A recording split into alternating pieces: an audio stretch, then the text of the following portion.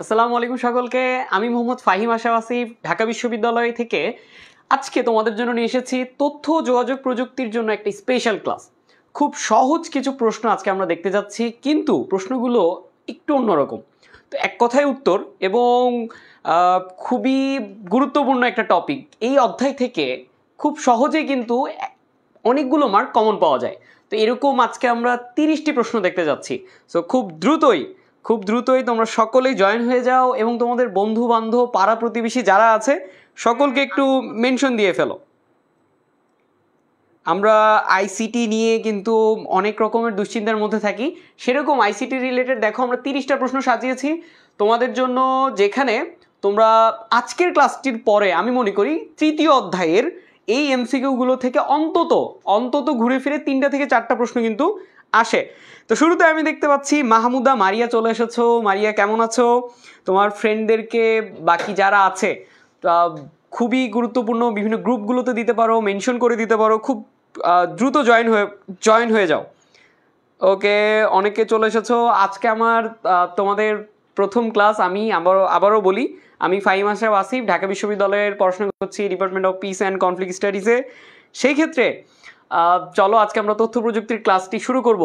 আর অল্প কিছুক্ষণ সময় নিব। তার আগে যারা আছো আমি দেখতে পাচ্ছি রাফা আক্তার আছো, ফারজানা, জান্নাতুল মাওয়া, সজীব, খুবই দ্রুত ভাইয়া তোমরা একটু শেয়ারটা করে ফেলো, খুবই দ্রুত শেয়ার করে ফেলো। আজকে আমরা খুব গুরুত্বপূর্ণ ক্লাসটা করব এবং মজার বিষয় কি জানো, 30টা প্রশ্ন কে আগে দিচ্ছ কে পরে দিচ্ছ আমি প্রত্যেকজনকে আমি অবজার্ভ করব। তো তোমাদের এইচএসসি প্রস্তুতি তো শেষ, আইসিটি রিলেটেড টপিকে আজকের ক্লাসটা হতে যাচ্ছে দুর্দান্ত। ওকে, আমি দেখতে পাচ্ছি মাহমুদা মারি অনেকজনকে মেনশন করে ফেলেছ, ভেরি গুড। গোলাম রাব্বি, সাব্বির আহমেদ, রিয়াদ, সৃষ্টি বৈশ্যব, মাহমুদা মারিয়া, ভেরি গুড। নেহতাজ ইসলাম তুবা জিজ্ঞাসা করেছো, আমি অনেক ভালো আছি। ওকে, চলো আমরা প্রথম প্রশ্নে চলে যাই। কোয়েশ্চেন নাম্বার 1, খুবই সহজ প্রশ্নগুলো আমরা দেখব। তথ্য যোগাযোগ প্রযুক্তির বিকাশে কোনটির অবদান সবচেয়ে বেশি? তোমরা আমাকে একটু বলে ফেলো তো কোনটির অবদান। এটা আমার ফোনের অবদান বেশি, রেডিও টেলিফোন, ফোন তো নাই, রেডিও টেলিভিশন টেলিফোন নাকি কম্পিউটার? কোনটির অবদান সব থেকে বেশি? খুব দ্রুত জানিয়ে ফেলো। আইসিটি নিয়ে চিন্তার কোনো কারণ নেই। এই তো কণিকা খাতুন, ভেরি গুড। কণিকা খাতুন সবার আগে উত্তরটা দিয়েছো, তারই সাথে সজীব, অথৈ রাশি, মাহমুদা মারিয়া, রাজু আহমেদ, মাহমুদা মারিয়া। আমি জানি এই প্রশ্নে তোমরা কেউই ভুল করবে না। বুঝতেই পারছো রেডিওতে কোনো রকমের বিকাশে অবদান আছে, রেডিও কিন্তু বিকাশে ততটা অবদান রাখেনি। তথ্য যোগাযোগ প্রযুক্তি, টেলিফোন তো একতরফা, টেলিভিশন তো নাই, কম্পিউটারের মাধ্যমে কিন্তু আমরা তথ্য প্রযুক্তির বিকাশ ঘটিয়েছি। খুবই ভালো ফাতেমা আক্তার, সৃষ্টি বৈশ্যব, বোঝা যাচ্ছে তোমরা কিন্তু পড়াশোনার মধ্যে আছো। চলো আমরা 2 নম্বর প্রশ্নে চলে যাই। 2 নম্বর প্রশ্নে আমরা দেখছি টেলিযোগাযোগের মাধ্যমে সভা করাকে কি বলে? একটু প্রশ্নটা পড়ে ফেলো। টেলিযোগাযোগের মাধ্যমে একটা সভা বা মিটিং করা, সেটাকে কি বলবো? টেলিকনফারেন্স বলবো, টেলিকমিউনিকেশন বলবো, ভিডিও কনফারেন্স বলবো নাকি ভিডিও চ্যাটিং বলবো? খুব দ্রুত জানিয়ে ফেলো।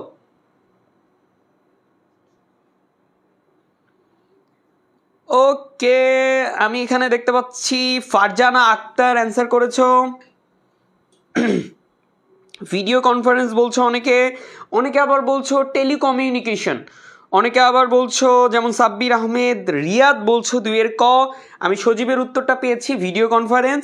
দীপক পল এরপরে বলছো, বিথি বলছো টেলিকনফারেন্স, তাহমিনা তুলি। ওকে, এই প্রশ্নটার উত্তর দেওয়ার আগে আমি আবারও বলছি, তোমার ফ্রেন্ডকে এরকম বেশ কিছু ইন্টারেস্টিং প্রশ্নর উত্তর দেখিয়ে দেওয়ার জন্য হতে পারে। এবং আইসিটির এক্সাম খুবই গুরুত্বপূর্ণ এক্সাম, যেটাতে আমরা অনেকেই টেনশনে থাকি। তো খুব দ্রুত একটু আবার শেয়ার করে ফেলি সবাই।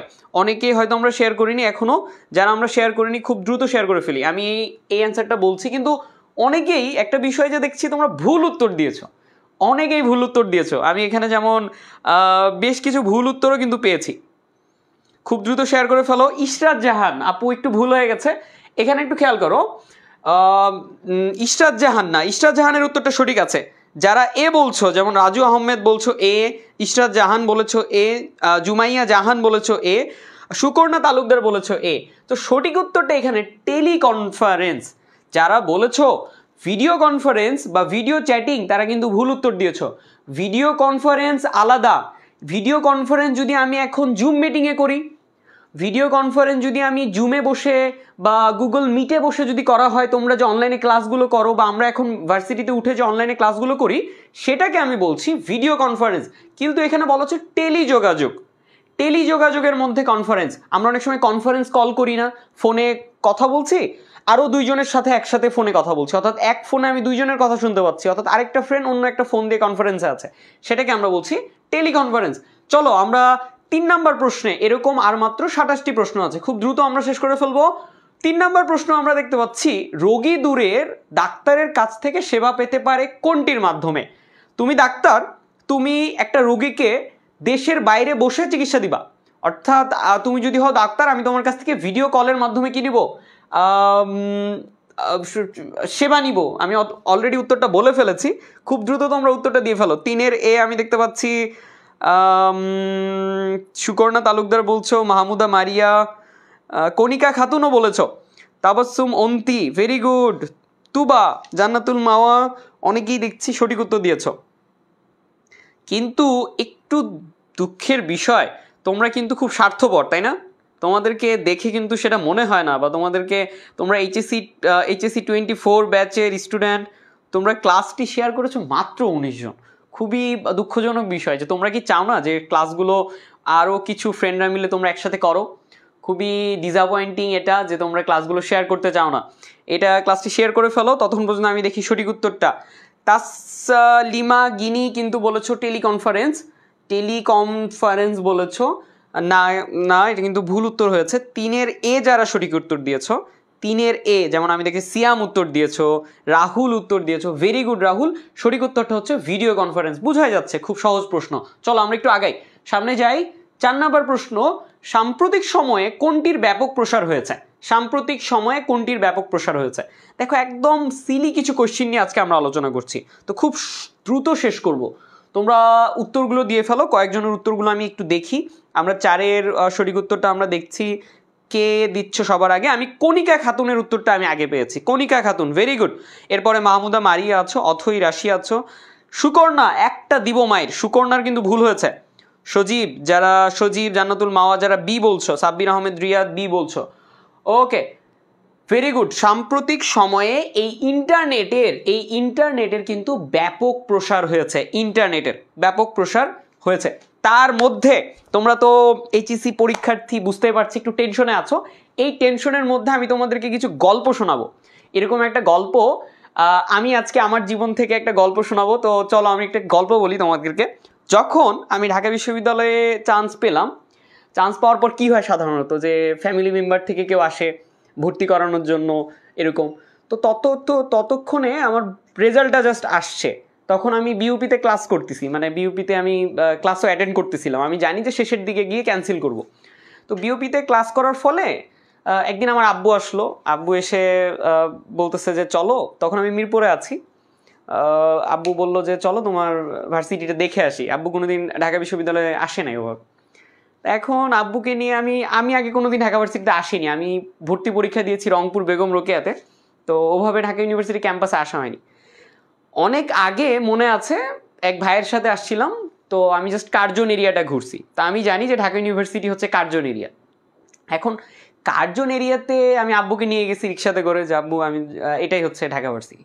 এখন কার্জনে ঢুকে বিকালবেলা কার্জনে গিয়ে, ওটা মানে এমন হয় না কিছু কপদি বসে থাকে বা ফ্রেন্ডরা মিলে একসাথে আড্ডা দেয়, কার্জনে গিয়ে একটা পার্ক টাইপের বিষয়।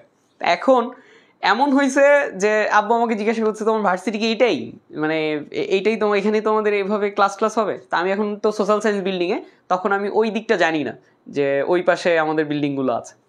তো পরে আমি হয়ে গেছি একটা বিব্রতিকর অবস্থার মধ্যে পড়ে গেছি যে কোন জায়গায় যাচ্ছি। কার্জনের যে ভিতরের যে জায়গাগুলো, সেগুলোতে তো আসলে বাবা মাকে নিয়ে ওই মুহূর্তে যাওয়ার কোনো বিষয় থাকে না। তো এই ছিল আমার ঢাকা বিশ্ববিদ্যালয়ের একটা স্মরণীয় মুহূর্ত। তারপরে আর আব্বু ওভাবে আসে নাই, তো এখনও ক্যাম্পাসটা বাবাকে নিয়ে ঘোরা বাকি। তো এরকম ঢাকা বিশ্ববিদ্যালয়ের স্বপ্নগুলো খুব ভালো লাগার একটা বিষয়, যে ঢাকা বিশ্ববিদ্যালয়ে আমরা এমন কোথাও দেখি না যেখানে নাই। ঢাকা ইউনিভার্সিটির স্বপ্ন পূরণের এখন তোমাদের জাস্ট একটা জিনিস বাকি আছে, সেটা হচ্ছে এইচএসসি এক্সামটা। এই এইচএসসি এক্সামটা জাস্ট ক্লিয়ার করো, একটা অ্যাডমিশনে বসো, দেন ঢাকা ইউনিভার্সিটি তোমার। এই জায়গা থেকে আমি তোমাদেরকে বা আমরা তোমাদেরকে যতটুকু সাহায্য করতে পারবো সেটা হতে পারে একটা অ্যাডভান্স ব্যাচে তোমাদেরকে পড়ানো। আমরা 10 তারিখের পর থেকে ব্যাচটা শুরু করছি।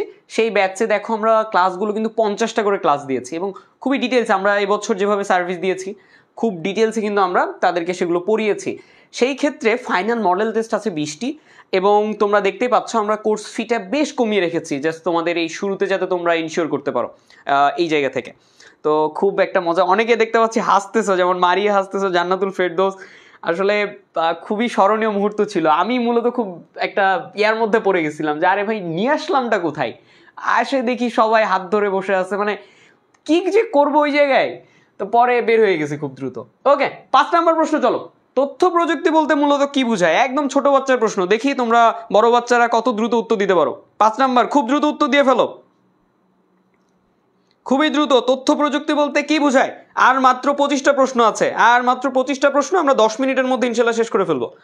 এই সামিউল, তুমি বাবা তুমি কিন্তু ভুল উত্তর দাওনি, তুমি সঠিক উত্তর দিয়েছো, ভেরি গুড। নাহেতাজ ইসলাম তুবা, তোমাদের নামগুলো একই সাথে যতটা মানে ঘোরানো পেঁচানো, নাহেতাজ ইসলাম তুবা, ভেরি গুড তুবা। কণিকা, তামিহা, সাবিহা, তানমিহা, সাভিহা, রিমি, জান্নাতুল মাওয়া, অন্থি, ফিরদৌস, তাসলিমা, সৃষ্টি, সাজ্জাদ বিন সুহা, ভেরি গুড, সকলে সঠিক উত্তর। তথ্য রাখা ও ব্যবহার করার যে প্রযুক্তি সেটাই মূলত তথ্য প্রযুক্তি।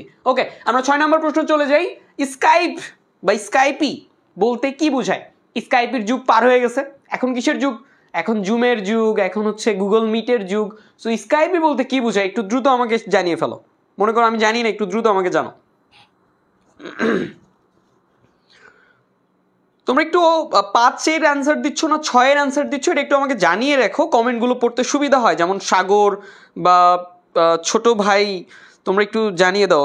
তো ছোট ভাই বলতে তোমার নামই আর কি ফেসবুকে ছোট ভাই, বাকিরা হয়তো দেখছো। ওকে, 6-এর বি বলছো অনেকে, 6-এর বি বলছো অনেকে, এ বলেছো।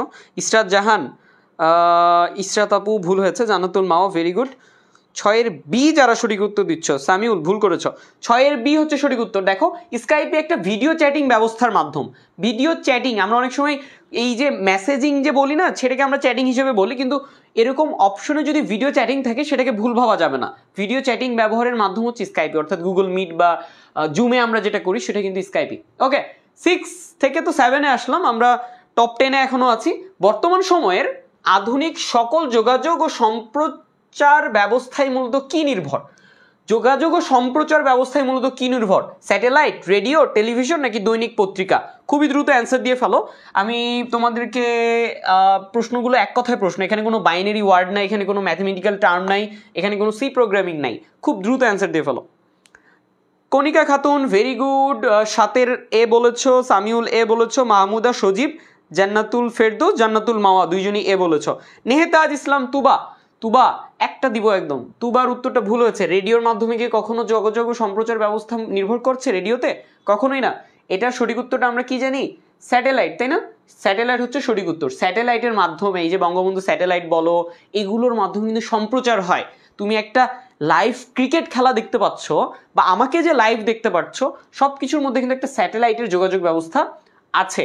এরকমভাবে সাধারণত এইগুলোর ইন্টারনেটের মাধ্যমে হয়ে যাচ্ছে, আর যদি তুমি খেলাধুলার কথাটা বলো সেটা মূলত স্যাটেলাইট নির্ভর হয়ে যাচ্ছে। আচ্ছা, এরপরে যদি আসি 8 নম্বর প্রশ্নে, টেলিভিশন একটি কি? দেখো একদমই খুব ইজি সিলি কোশ্চেন, টেলিভিশন কি? টেলিভিশন একটি কি? খুব দ্রুত জানিয়ে ফেলে দাও, টেলিভিশন কি? টেলিভিশন কি? জাদুর বাক্স। হ্যাঁ, অপশনে কি আছে জাদুর বাক্স? থাকলে তো ওটাই হয়ে যেত। অপশনে কি কি আছে দেখি? প্রেরক যন্ত্র, একমুখী যোগাযোগ ব্যবস্থা, দ্বিমুখী যোগাযোগ ব্যবস্থা নাকি টেলিকমিউনিকেশন? টেলিভিশনে আমরা নিশ্চয়ই যে খবর পড়ে তাকে বলতে পারি না ভাইয়া কেমন আছেন, সে মূলত উত্তর দেয় না যে হ্যাঁ আমি ভালো আছি। সময় টিভির কখনো সাংবাদিককে তুমি প্রশ্ন করতে পারবে সেখানে না। সো এটা কি? একমুখী একটা যোগাযোগ। এখানে আমি তোমার সাথে কি ধরনের যোগাযোগ করছি? একমুখী না, অবশ্যই না। এখানে আমি একটা কমেন্ট পড়তে পারছি, দেখো কমেন্টগুলো কিন্তু আমি চেক করতে পারছি, তা তুমি তোমার কথাগুলো বলতে পারছো আমাকে, এটা হতে পারে দ্বিমুখী। কিন্তু টেলিভিশনে কমেন্ট করারও জায়গা থাকে না। একটা টিভি তুমি খেলা দেখছো, খেলা দেখতে দেখতে গালাগালি করলা সাকিব আল হাসানকে, কিন্তু ও সেটা শুনতে পারলো না। তো সেই জন্য সেটা কি বলছি, একমুখী যোগাযোগ ব্যবস্থা। শুধু তাহলে কি টেলিভিশন একটি একমুখী যোগাযোগ ব্যবস্থা। আমি জানি এখানে সকলেই কম বেশি সঠিক উত্তর দিয়েছ। Mahmuda Maria, Jannatul Maria, Fatima, Sajjed bin Suha, Rimi, Zinnia Jen, Barsha Sarkar, very good. Himu, very good. কতজন আমার ক্লাসে আছে, হিমু আছে, কখন বা হিমুর সাথে আরও কেউ চলে আসবে। বেশ ভালো, বেশ ভালো। আরেকটা আমি তোমাদেরকে ভূতের গল্প শোনাবো ক্লাসটা শেষে, যেহেতু আমার আজকে HSC 24 তোমাদের সাথে তোমাদের সাথে আমার ক্লাস, তো খুবই ভালো লাগছে তোমাদেরকে এভাবে পেয়ে, নতুনদেরকে পেয়ে। আসলে পুরাতন না পুরান হয়ে যায় একটা বিষয় থাকে। ওরা এখন HSC দিয়ে অ্যাডমিশন, এই যে সামনে GST এক্সাম, GST টেস্টি দিয়ে বুড়া হয়ে যাবে, ইউনিভার্সিটিতে আসলে তখন বলবে, তখন আর ওভাবেই করা যায়। কিন্তু নতুন যারা তোমরা আছো, তোমরা বেশি এনার্জেটিক, দেখা যায় যে HSCর আগে থেকে তোমরা খুব টেনশনে থাকো, তো এইগুলো একটা বেশি এনার্জেটিক একটা বিষয় থাকে। তো তোমাদেরকে আজকে আমি তাদেরকে যেভাবে একটা ভূতের শোনাইছিলাম, সেইভাবে তোমাদেরকে আজকে আমার একটা ভূতের গল্প শোনাবো। তো কণিকা খাতুন, আমি জানি তুমি অ্যান্সারটা প্রথমে দিয়েছো, আমি হয়তো সেটা স্কিপ করে গেছি। ওকে, 9 নম্বর প্রশ্ন চলে আসি। কোন প্রযুক্তি ব্যবহার করে ভিন্ন স্থান থেকে মিটিংয়ের কাজ সম্পন্ন করা যায়? এটা একটু দ্রুত জানিয়ে ফেলো সবাই, খুবই দ্রুত। আমরা 9-এ চলে এসেছি। কোন প্রযুক্তি ব্যবহার করে ভিন্ন স্থানে থেকেও মিটিংয়ের কাজটি সম্পন্ন করা যায়? সেটা ইমেইলে কি কখনো এটা করা যায়? কখনোই না। ফেসবুকে কি করা যায়? না। আর টুইটারেও কিন্তু করা যায় না। তাহলে আমি সঠিক উত্তর দেখতে পাচ্ছি এখানে সামিউল, তুবা ভুল উত্তর কেন দিচ্ছ? ফেসবুকের মাধ্যমে করা যায় না, একটু সঠিক করে নাও জিনিসগুলো। শেষ ঠিকানা, আল্লাহ, শুরুর ঠিকানা যে কোথায়, শেষ ঠিকানা উত্তর দিয়েছে গ। জান্নাতুল মাওয়া বলেছ সি, সাব্বির, রিয়াদ বলেছ গ, রিমি বলেছ গ, ভেরি গুড। ওকে, এখানে সঠিক উত্তরটা কিন্তু টেলিকনফারেন্সিং। এই টেলিকনফারেন্সিং এর মাধ্যমে কিন্তু মিটিং এর কাজটা সম্পন্ন করা যায়। টেলিকনফারেন্সিং, তুমি আছো লন্ডনে, তুমি টেলিকনফারেন্সিং এর মাধ্যমে, অর্থাৎ আমরা অনেক সময় গ্রুপ কলে অ্যাড হই না, মেসেঞ্জারের গ্রুপ কলে একসাথে অনেকজন মিলে আড্ডা দিই, কথা বলি, সেটাও কিন্তু একটা টেলিকনফারেন্সিং। ওকে, টপ 10 এর শেষ প্রশ্ন। কোনটি আবিষ্কারের ফলে যোগাযোগ ব্যবস্থার প্রভূত উন্নতি হয়? কোনটি আবিষ্কারের ফলে? কোনটি? একটু আমাকে দ্রুত জানিয়ে দাও। সজল হুসাইন, ভাই আমি আগে বলেছি, কোনো সমস্যা নেই সজল, তুমি আসো ক্যাম্পাসে, তোমাকে আমি আগে ট্রিট দিব। সজল, কোনো সমস্যা নেই। কণিকা খাতুন, ভাইয়া আমি আপনার অ্যান্সার দেখেন না কেন? আমি আবার আগে অ্যান্সার দিয়েছি। কণিকা, হয়তো বা নেটওয়ার্কের কারণে তোমার অ্যান্সারটা আসে না। মুসা, এখানেও সঠিক উত্তরটা দেওয়ার চেষ্টা করো সবাই প্লিজ। কারো যদি ভুল উত্তর পাইছি রে, আমি ভুল উত্তর খুঁজতেছি, বাকিরা কিছু মনে করিও না, আমি সঠিক উত্তরটা দেখতে পাচ্ছি। এই তো পাইছি একটা রে, সাকিব চৌধুরী, তুমি বলছো বি। ভুল উত্তরটা আগে একটু দেখি। তয়া খাতুন, বি না, একটু পড়ার চেষ্টা করো। দেখো, টেলিফোন আবিষ্কারের ফলে যোগাযোগ ব্যবস্থার প্রভৃতি উন্নতি হয়। একদিক থেকে তোমার একটা লজিক থাকতে পারে যে ভাইয়া টেলিফোন আবিষ্কার না হলে তো যোগাযোগটা ওভাবে হইতো না, কিন্তু তুমি একটা জিনিস খেয়াল করো, এই কম্পিউটারের কিন্তু একটা গুরুত্বপূর্ণ, আমরা বলেছি প্রভূত উন্নতি, অর্থাৎ একদম মানে একটা ডাইমেনশন চেঞ্জ হয়ে যায়। তুমি একজনকে ভিডিও দেখতে পাচ্ছ এবং এক দেশ থেকে আরেক দেশে কথা বলতে পারো। টেলিফোন কি ছিল? ল্যান্ডলাইন ছিল। টেলিফোন কি এক থেকে আরেক জায়গাতে তার ওয়াইজ একটা যোগাযোগ। কিন্তু কম্পিউটার আবিষ্কার ফলে, প্রিন্টার না, টেলিগ্রাফ না, টেলিফোন না, কম্পিউটার আবিষ্কারের ফলে কিন্তু নেটওয়ার্কের মাধ্যমে যা সংযোগ হয়। আমার এই ফোনটা আরেকটা ফোনের নেটওয়ার্কের সাথে যুক্ত আছে, আমি এই ফোনে একটা মেসেঞ্জারে মেসেজ পাঠাইলে আরেকটা ফোনে চলে যাচ্ছে। সো এই যে নেটওয়ার্কের আবিষ্কার, সেইটা কিন্তু এই যে কম্পিউটারের উন্নতির ফলে বা আবিষ্কারের ফলে কিন্তু উন্নতিটা হয়। তো খুব সোজা কথা, কম্পিউটার। আচ্ছা, তোমাদেরকে একটা বিষয় বলতে চাই, আমি এটা ফেস করি, আমি এটা খুব কমন, এটাতে আমি অভ্যস্ত। তোমরা অনেকে আছো যারা এই জিনিসটা খুব কমন। তোমরা কেমন জানি একটু করো যে আমারটা আগে পড়লেন না, ওরটা পরে পড়লেন, আমারটা দেখলেন না। দেখো, ফেসবুকের বিষয়টা খুবই ইউজ টু যে এখানে নেটওয়ার্কের একটা ইস্যু থাকে। আর তোমরা নিশ্চয়ই এখানে কমেন্ট পড়ে তোমাদের আমি এক্সট্রা অর্ডিনারি বিষয়গুলো দেখতে পাচ্ছি না, কিন্তু তোমরা যখন সামনে কিছু এক্সাম দিবা, আমরা যখন এক্সামগুলো নিব, যেমন অ্যাডভান্স ব্যাচে বলো বা আমরা এই যে এই এক্সাম ব্যাচে বা বিভিন্ন জায়গাতে আমি কিন্তু পার্সোনালি কম্পিটিশন অ্যারাইজ করি, অর্থাৎ কে ফার্স্ট হলো কে সেকেন্ড হলো সেগুলোতে, তখন কিন্তু আমি এটা ভালোভাবে দেখি। এরকম বিষয়ে তোমরা যদি কেউ বলো যে আমারটা প্রথমে আসছে, আমারটা পরে আসছে, খুবই সিলি দেখায়। আরে ভাই তোমরা এইচএসসি এক্সাম দিবা এখন যদি তোমরা 9-10 বাচ্চাদের মতো করো তাহলে হবে। 11 নম্বরটা চলে আসো, তথ্য ও যোগাযোগ প্রযুক্তি। তথ্য ও যোগাযোগ প্রযুক্তি কি করে? অপচয় কমায়, শারীরিক শ্রম বাড়ায়, ব্যয় বৃদ্ধি পায়, মানুষের মেধা কমায়।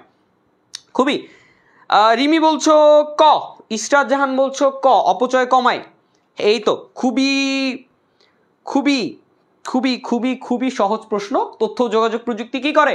অপচয় কমায়। এখন বলো কি অপচয় কমায়? আগে অপশনগুলো দেখি, অপশনগুলো একটু দেখি তো। তথ্য প্রযুক্তি কি করে আমাদের?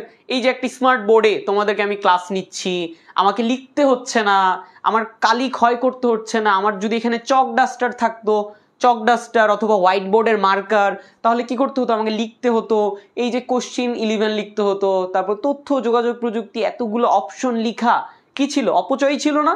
সাথে কি ছিল? শারীরিক শ্রম বাড়ায়। তথ্য প্রযুক্তি কি আমার শারীরিক শ্রমটা কি কমাইছে? আমাকে লিখতে হচ্ছে না রে ভাই। এরপরে কি? ব্যয় বৃদ্ধি পায়। ব্যয় বৃদ্ধি পায়, এই যে এরকম একটা ব্যয়, অর্থাৎ এই যে মনে করো যে ব্যয় বৃদ্ধিকারক জিনিস যদিও, কিন্তু ওভাবে ব্যয় পরবর্তীতে আর ব্যয় বৃদ্ধি পায় না। অর্থাৎ আমাকে নতুন চক ডাস্টার এগুলো কিনতে হচ্ছে না। মানুষের মেধা ব্যবহার কমায়। আরে ভাই আমি এগুলো পড়াচ্ছি বা এগুলো আমি দেখাচ্ছি, মেধা কিন্তু কমতেছে না এই বোর্ডটা ব্যবহার করে। তো আমরা দেখতে পাচ্ছি এখানে যেটা সঠিক সেটা হচ্ছে অপচয় কমায়। খুব সহজ প্রশ্ন ছিল। তোমরা না এইভাবে কোশ্চিনগুলোকে উত্তর করার জন্য একটা ট্রিক আছে। সেই ট্রিকটা কি জানো? অপশনগুলোকে যাচ করা। অপশনগুলোকে যাচ করো, নিজের ক্ষেত্রে কাজেও মানে কাজে লাগাও। এরকম কিছু অপশন বা এরকম কিছু কোশ্চেনে নিজেকে প্রশ্ন করো এটা কি হবে, দেন কিন্তু সঠিক উত্তরটা পেয়ে যাবা। আমরা দেখছি অপচয় কমায়। 12 নম্বরে চলে আসি, বিশ্বগ্রাম ধারণার প্রবক্তা কে? এক কথায় উত্তর। এই তো অথৈ রাশি, ভেরি গুড। শারীরিক শ্রম করতে হয় না, সময় কম লাগে, ভেরি গুড। সাদমান সিয়াম, মার্শাল ম্যাকলুহান, খুবই ভেরি গুড। সামিউল ইসলাম, মাহমুদা মারিয়া, রাজু আহমেদ। এই স্বর্ণা, তোমার বাসায় কারেন্ট নাই তো কি হয়েছে? কারেন্ট নাই তো কি হয়েছে? তোমার ফোনে কি কারেন্ট ছাড়া চলে না? ওকে, পারমিতা দেব, প্রমি, তুবা, অন্তি, সাব্বির, তিশা বাড়ি, আদৃতি, সাকিব চৌধুরী, জান্নাতুল মাওয়া, মেধু মনি। তোমরা দুইজন মনি আছো আজকের ক্লাসে। সাদমান, আবু উবাইদা তাকরিম, বাপরে বাংলাদেশ সেনাবাহিনীর লোগো। জান্নাতুল মাওয়া, সাবিনা ইসলাম। সাবিনা ইসলামের প্রোফাইল আবার দেখি একটা বাচ্চা ছেলের ছবি। সজল হোসাইন, আমি জানি বলবো না, ওকে সজল বলার দরকার নাই। বর্ষা সরকার, আলামিন, আশরাফুল ইসলাম, ভেরি গুড। সকলেই সঠিক উত্তর দিয়েছো। আমি দেখছি ভুল উত্তরটা কেউ দিচ্ছ কিনা, কেউ কিন্তু ভুল উত্তর দাওনি, ভেরি গুড। 13 নম্বরে চলে আসি। আর মাত্র আমরা এরকম 17টা দেখবো খুব দ্রুত। ইন্টারনেটের মাধ্যমে ঘরে বসে কর্মসংস্থানের সুযোগকে কি বলে? ঘরে বসে কর্মসংস্থানের সুযোগ, সেটা ইন্টারনেটের মাধ্যমে আজকাল বহুত চলতেছে রে ভাই। কোর্স বলো, কি চলে এটা? আচ্ছা তোমরা আগে উত্তরটা দাও। 13 সামিউল বলছে ঘ। তাহমিনা মিমি, 13 এ রাজু আহমেদ, তাহমিনা মিমি, মিমি মিমি এই ভুল উত্তর দিয়ে ফেলেছ মিমি। জান্নাতুল মাওয়া ভুল উত্তর দিয়েছ। আয়াত সর্দার, ভেরি গুড। সাকিব চৌধুরী, বাবা তুমি কিন্তু পরপর 2টা ভুল উত্তর দিলা। মেশকাত 13 ঘ, very good. Ishrat Jahan, very good. Abu Ubaida Takrim, very good. Bangladesh সেনাবাহিনী 13 ঘ। ওকে, এটা কিন্তু আউটসোর্সিং। কেন? ইন্টারনেটের মাধ্যমে ঘরে বসে আউটসোর্সিং, এটা তো বুঝাই যাচ্ছে। এটা কি e commerce? E commerce, e commerce কোনটা? দারাজ। ই কমার্স একটা প্ল্যাটফর্ম হয়, দারাজ একটা ই কমার্স প্ল্যাটফর্ম। ই মার্কেটিং অর্থাৎ মানে এই যে একটা মনে করো যে ফেসবুকে তুমি একটা ভিডিও দেখতে পাইলা, সেটা কি একটা কোনো প্রোডাক্টের, সেটা কি ই মার্কেটিং। ই বিজনেস অর্থাৎ এই যে তুমি অনলাইনে বিজনেস করছো, সেটা ই বিজনেস। কিন্তু আউটসোর্সিংটা তুমি ঘরে বসে ইন্টারনেটের মাধ্যমে আয় করছো, আয়ের সাথে জড়িত, সেটা কিন্তু আউটসোর্সিং। ওকে, 14 নম্বরে চলে আসি। ফ্রিল্যান্সিং কি? আউটসোর্সিং ওই জিনিসটা, এখন আমরা দেখছি ফ্রিল্যান্সিং। ফ্রিল্যান্সিং সম্পর্কে আমরা সকলেই জানি। ফ্রিল্যান্সিংটা কি একটু জানিয়ে দাও। এরপরে আর কিন্তু 16টা প্রশ্ন আছে। এই বাকি 16টা প্রশ্ন তোমরা ফ্রেন্ডদেরকে নিয়ে করো। অনেকেই আমরা শেয়ার দেইনি, ক্লাসটা একটু শেয়ার করে রাখি। চলো সবাই, ততক্ষণে আমি যখন 15 থেকে 20 নাম্বার প্রশ্নে যাব, তখন তোমাদেরকে আমি একটা ভূতের গল্প শোনাবো আমার পার্সোনাল, আমি আমার নিজের অভিজ্ঞতা থেকে। আইসিটি ক্লাস আজকে খুব বেশি কঠিন কিছু নাই, সো খুব দ্রুত তোমাদেরকে শেষ করে দিব। আর সর্বোচ্চ এখানে 10 মিনিট লাগতে পারে, 10 থেকে 15 মিনিট। ততক্ষণে দেখি কারা ভুল উত্তর দিচ্ছ। বাকি কিছু মনে করিও না, আমি সঠিক উত্তর সবারই দেখতে পাচ্ছি। জাবেদ, আদ্রিতি, জান্নাতুল মাওয়া, আয়াত সর্দার, ভেরি গুড। খালি একটু দেখি যে কেউ ভুল উত্তর দিচ্ছ কি না।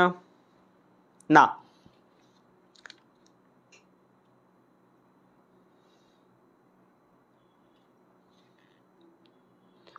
Very very good, very very very good. সবাই গ উত্তর দিচ্ছ। স্বাধীনভাবে যে কোনো ব্যক্তি বা প্রতিষ্ঠান সে যদি এই কাজটা করে,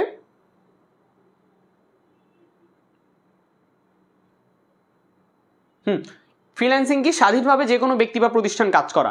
এখন খেয়াল করো, তুমি ঘুরতে গেছো থাইল্যান্ড, তুমি থাইল্যান্ডে ঘুরতে যেয়ে সেখানে বসে তুমি কাজ করতেছো এবং তুমি সেখান থেকে আয় করতেছো, এরকম একটা জিনিসকে আমরা ফ্রিল্যান্সিং বলতে পারি। অথবা একজন কৃষকও সে কিন্তু একটা ফ্রিল্যান্সার হতে পারে। একজন কৃষক কি, সে স্বাধীনভাবে একটা কাজ করছে। তুমি কালকে গিয়ে তুমি কোনো একটা কৃষককে যদি বলো যে ভাই আপনি কিন্তু ফ্রিল্যান্সার মানে কি, সে কারো কথা শুনতেছে না, সে কারো দায়বদ্ধতা নাই, সে কিন্তু নিজের কাজ নিজে স্বাধীনভাবে করতেছে। এরকম একটা কাজকে আমরা কিন্তু ফ্রিল্যান্সিং বলতে পারি। তো তাহলে ফ্রিল্যান্সিং করার জন্য যে আমাকে কম্পিউটার নিয়ে বসতে হবে, কাজ করতে হবে, এমন কিছু না। ফ্রিল্যান্সিংয়ে যেখানেই হতে পারে, সেটা হতে পারে একটা জিনিস বৈশিষ্ট্য থাকবে, সেটা হচ্ছে স্বাধীনতা।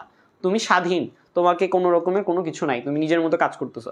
চাইলে তুমি দোকান বন্ধ করে দাও, না হইলে নাই। ওকে, 15 নম্বরে আসি। গ্লোবাল ভিলেজ প্রতিষ্ঠার ক্ষেত্রে নিচের কোন উপাদানটির ভূমিকা সবচেয়ে বেশি? গ্লোবাল ভিলেজ, এটা একটু দ্রুত জানিয়ে ফেলি।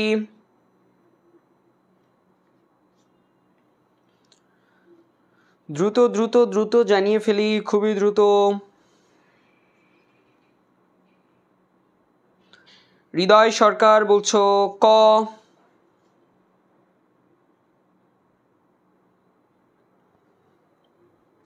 পনেরোর ক, 15-র ক, 15-র ক, 15-র ক। পিডিএফ যারা পাচ্ছ না একটু অপেক্ষা করো। সিরাত ভাইয়া আমাদের তিনি একটু বাইরে, তো খুব দ্রুত দিয়ে দিবে তোমাদেরকে। গ্লোবাল ভিলেজ প্রতিষ্ঠার ক্ষেত্রে নিজের কোন উপাদানটির ভূমিকা বেশি? বোঝাই যাচ্ছে, দেখো খুব সহজ বিষয়। ইন্টারনেটের ভূমিকা সব থেকে বেশি। গ্লোবাল ভিলেজ মানে কি, এই যে মনে করো যে আমি তোমাদের সাথে এখন ক্লাসে আছি, মনে হচ্ছে না তোমার বাসার ভিতরে চলে গেছি, তোমার একটা ছোট্ট ফোনে আমি এভাবে দেখছি, আমি জানি আমি তো অনলাইনে ক্লাস করেছি। এইভাবে যে তোমরা ক্লাসটা করো, এই যে এখানে দাগ থাকে, তোমরা জাস্ট এইভাবে রাখো, দেন হচ্ছে ক্লাসটা করো এইভাবে জাস্ট। সো এই যে গ্লোবাল ভিলেজ, মনে করো যে আমি তোমার বাসায় গিয়ে তোমাকে দেখাই দিচ্ছি যে মনে করো যে কার নাম নিব, এখানে আছে প্রমি আছো, তুবা আছো, লামিয়া আছো, বলছো যে লামিয়া এটা বুঝছো, এটা এইভাবে দেখছো, তো এটা হয়ে গেছে গ্লোবাল ভিলেজের মতো, তাই না? এই হচ্ছে বিষয়। ওকে, চলো আমরা 16 নম্বরে যাই। 16 নম্বরে আমরা দেখতে পাচ্ছি বিশ্বগ্রাম ধারণার সাথে কোন বিষয়টি বিশেষভাবে সম্পৃক্ত? বিশ্বগ্রাম ধারণার সাথে কোন জিনিসটি বিশেষভাবে সম্পৃক্ত? সেটা কি হতে পারে? গ্রামের সাথে শহরের সহজ যোগাযোগ। বিশ্বগ্রাম মানে যে একটা গ্রাম রিলেটেড বিষয় সেটা না। ইন্টারনেট সুবিধার ব্যাপক প্রসার হতে পারে। বিশ্বব্যাপী গ্রামকে নগরে পরিবর্তন। এই বিশ্বগ্রামের সাথে কি তুমি তোমার প্রত্যন্ত গ্রামটা নগরের সাথে হয়ে গেল, এরকম না। শিক্ষার অবাধ সুযোগ সুবিধার বিস্তার না। তাহলে আমরা সঠিক উত্তরটা কোথায় কি পাবো? এখানে খ পাবো। 13-র খ যারা সঠিক উত্তর দিয়েছো তাদেরকে অভিনন্দন। অর্থাৎ এখানে সঠিক উত্তরটা কি হবে? খ। আমি বলেছি 20 নম্বর প্রশ্নে সলভ করে আমরা কিন্তু একটা ভূতের গল্প শুনবো। ওকে, চলো 17 নম্বরে চলে যাই। কোনো বিজ্ঞাপন বিশ্বব্যাপী ছড়িয়ে দিতে হলে কি করতে হবে? তোমার একটা টি শার্ট বিজনেস আছে, তুমি একটা কিছু একটা তুমি করো বাসায় বসে, আমি জানি অনেকেই তোমরা করো, বিভিন্ন পেজে তোমরা ফেসবুক মার্কেটিং করতে পারো। সেক্ষেত্রে বিজ্ঞাপন যদি তুমি ছড়িয়ে দিতে চাও, সেক্ষেত্রে তুমি কি করবা? এটা একটু জানিয়ে দাও খুব দ্রুত। আর একটা কথা বলি, তোমরা অ্যান্সারটা দিতে থাকো, আমি দেখতে পাচ্ছি এখানে ঢাকা বিশ্ববিদ্যালয়ের জিনিসটা তোমরা মাথা থেকে এখন থেকে চিন্তা করো। অনেকের রেজাল্ট কিন্তু 3 পয়েন্ট আছে, বা হতে পারে সেখানে 4 পয়েন্ট সামথিং আছে।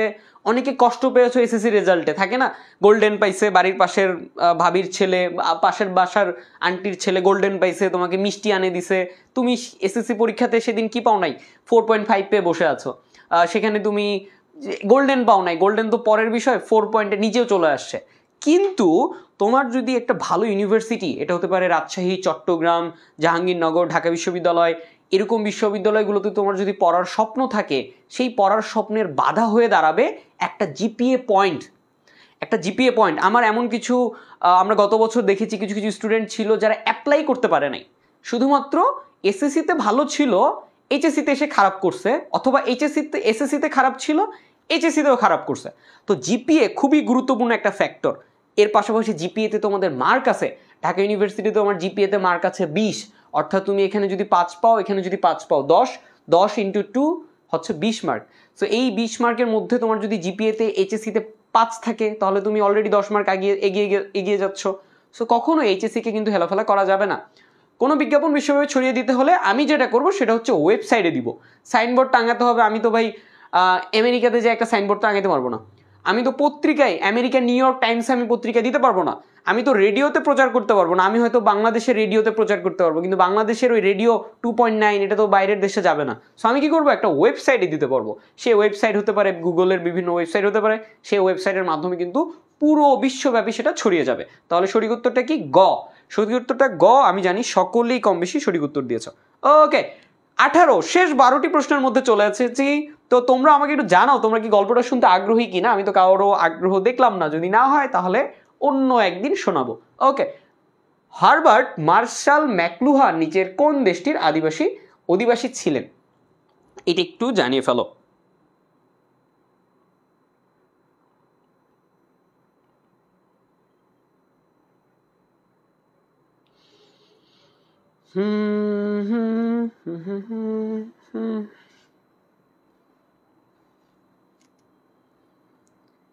অনেকেই দেখছি এ বলছো। তানমিহা মিমি, কোনো সমস্যা নেই। লামিয়া ইসলাম, পারমিতা দে প্রমিস শুনতে যাই ভাইয়া। যারা ভূত টুত ভয় পাও, যাদের ভূতের ভয় আছে, তারা আগেই বলে দিচ্ছি, তারা এই মাঝখানে তোমরা এখনই বলতে পারো যে ভাইয়া এখন বলিয়েন না, শেষে গিয়ে বলিয়েন, তখন আমরা বের হয়ে যাব, ক্লাস থেকে চলে যাব, তারপরে আপনি বাকিদেরকে শোনায়েন। এটাও চাইলে তোমরা বলতে পারো। জান্নাতুল ফেরদৌস, ভয় পাবা না তো আপু।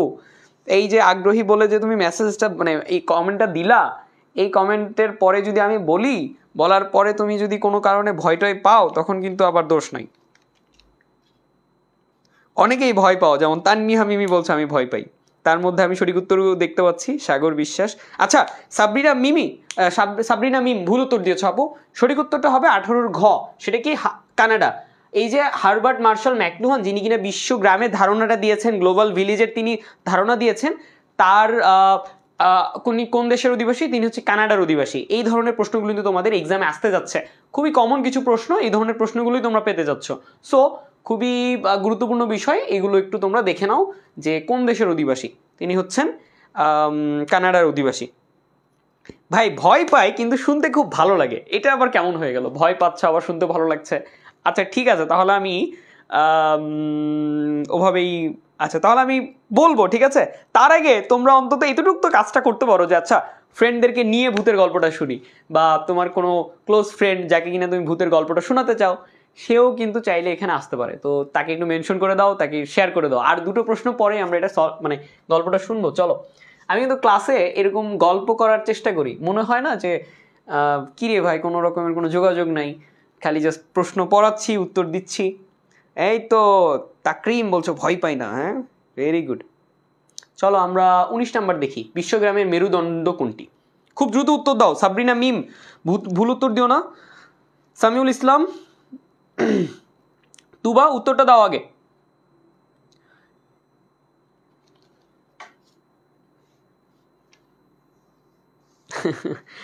মোহাম্মদ সাগর, নাইমুর মাইর খাবি ভাইয়া, আগে বলেন না, আগে উত্তর দেন, আগে উত্তর দেন নাইমুর। তারপরে 19-এর গ দেখতে পাচ্ছ অনেকেই দিচ্ছ, ভেরি গুড। এখন পর্যন্ত ভুল উত্তর দিয়েছ সজল। কিরে সজল ভাইয়া ভুল উত্তর দিলি কেন?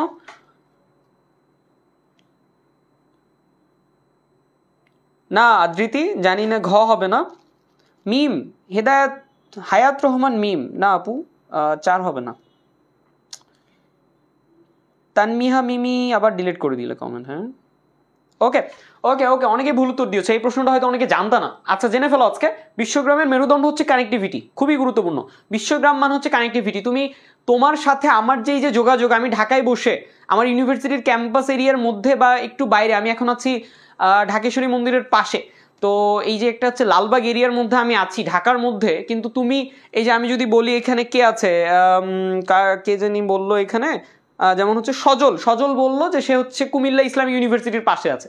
তো ভাবো যে আমার তার ওখানে গিয়ে যদি আমি তাকে এই ক্লাসটা নিতাম বা তাকে যদি পড়াইতাম, এবং তোমরা একটা খেয়াল করো এখন তোমরা 95 স্টুডেন্ট আছো, সো এতজন স্টুডেন্টকে যদি আমি একদিন করে পড়াতাম, কানেক্টিভিটিটা দেখো। তোমরা যদি শেয়ার করতা বা আরও যদি আমার ক্লাসটা ভালো হতো বা কোনোভাবে টপিকটা আমাদের ইন্টারেস্টিং হতো, হয়তো আরও কিছু স্টুডেন্ট আমাদের এখানে আসতো। যদি কোনোভাবে 200-300 স্টুডেন্ট মিলে ক্লাসটা করতাম, ভাবো তো যে একটা পুরো বিশ্বগ্রাম একটা মনে হচ্ছে ক্লাসরুম হয়ে যেত না? সো এটা কিসের জন্য? এটা মেরুদণ্ড হচ্ছে কানেক্টিভিটি। কানেক্টিভ হতে হবে, কানেক্ট করতে হবে তোমার কাছে, সেক্ষেত্রে কানেক্টিভিটি হচ্ছে মেরুদণ্ড। খুবই গুরুত্বপূর্ণ প্রশ্ন, প্রশ্নে আসার মতো, অর্থাৎ এইচএসসিতে আসার মতো। ওকে 20, কোনটির মাধ্যমে এক দেশের লোক অন্য দেশের লোকের সাথে কি করতে পারে? ভিডিও চ্যাট করতে পারে। কোনটির মাধ্যমে? Skype, MySpace, Twitter, YouTube. Already বলে ফেলেছি, খুব দ্রুত অ্যান্সারটা দিয়ে ফেলো।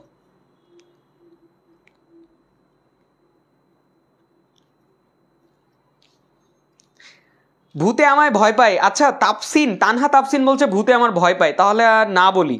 তাপসিন আছে, তাপসিনের ভয় আছে, তাপসিন ভয় টয় পায়, আরও অনেকেই ভয় পাও তোমরা। ভয় পাও বলতে ভয় স্বাভাবিক, কারণ একটু ভয়ঙ্কর টাইপেরই গল্প এটা, আসলে বাস্তব তো, দেখা গেছে যে আমি দেখছি, আমার চোখের সামনের ঘটনা, আমার এখনও মনে আছে, আমি নিজেও ভয় পাই। তো যাই হোক, আমি আর না বলি, ইনশাল্লাহ আরেক দিন। ততক্ষণ পর্যন্ত তোমরা এটার সঠিক উত্তর দাও।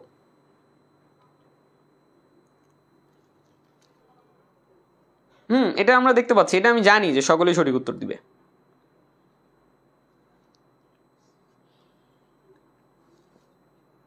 তানজিলা জান্নাতুল মামা, হ্যাঁ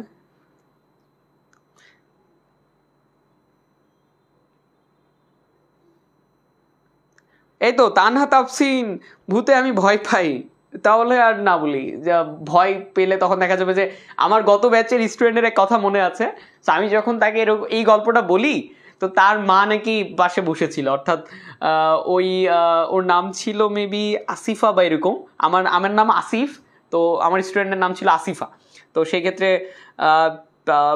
ও ক্লাস করছিল, তার মধ্যে ও তো অনেকে, তো তোমরা মনে হয় হেডফোন ইউজ করো না অনেকে, তো ওপেন যখন আসে, সাউন্ড আসে, তো তার মা শুনে, তারা মানে মা মেয়ে একসাথে গল্পটা শুনছে, এবং পরে বলছে যে তোরা ক্লাসের মধ্যে কি এরকম ভূতের গল্পও শুনিস কিনা। তো পরে দেখা যাচ্ছে সে বেশ ভয় পেয়ে গেছিল। ওকে, আমরা 21 নম্বরে চলে এসেছি। Top 9, top 10, top 10, top 10, top 10, sir top 10 অনলাইনের মাধ্যমে ব্যবসায় বাণিজ্য করাকে কি বলে? অনলাইনের মাধ্যমে, খুব দ্রুত। সাগর বিশ্বাস, কোনো অজুহাত চলবে না।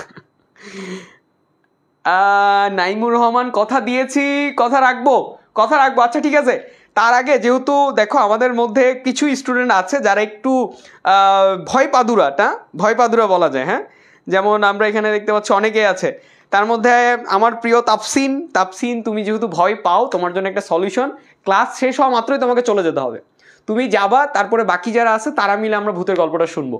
তার মধ্যে তোমাদের জন্য এটা সুযোগ, ক্লাস শেষ হইলেই তোমরা বের হয়ে যাবা, বাকি পরে আমরা যারা সাহসী আছি তারা আমরা গল্পটা শুনবো। পাচ্ছি মিমের উত্তর দেখতে পাচ্ছি।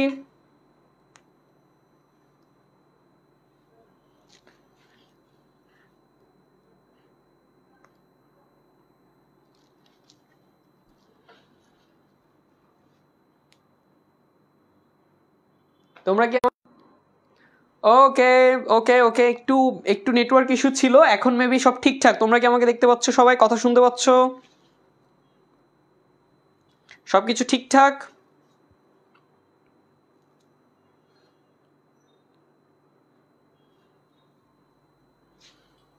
21-এর ঘ বলছো অনেকে, 21-এর ঘই।